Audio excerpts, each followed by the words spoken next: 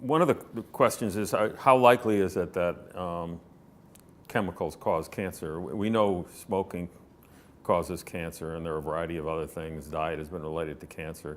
And we do know that there are some chemicals in the workplace that cause cancer.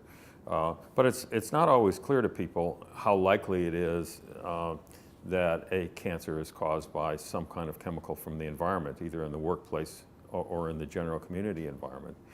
And if you ask the question, what proportion of all cancers are thought to be due from those sources, workplace exposure or general community exposure, you will get all sorts of answers.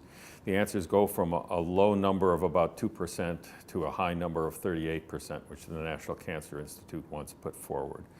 But let's say that the number is lower than most people think it is. Let's say it's 5% from the workplace and 5% from the general community environment for 10% overall.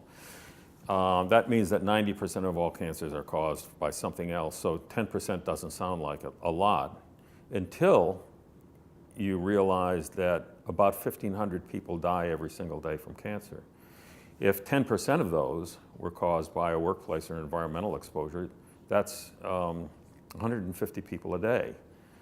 If that were caused by a scaffold fall on a building or a mine cave-in, it would be headlines in every newspaper in the country. And yet, it's a scaffold fall or a mine cave-in in slow motion that happens day after day, week after week, month after month, year after year, at a steady pace.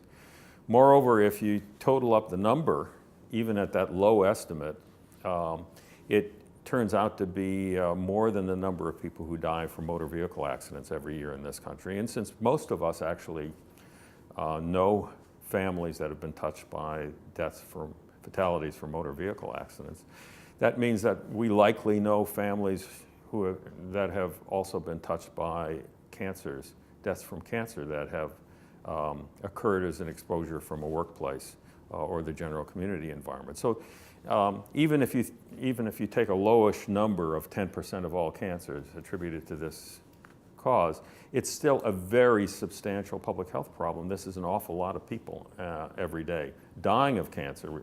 We're not talking about the morbidity that's caused by cancer, the suffering and pain caused by the diagnosis, being treated for it, and all the rest that people are familiar with.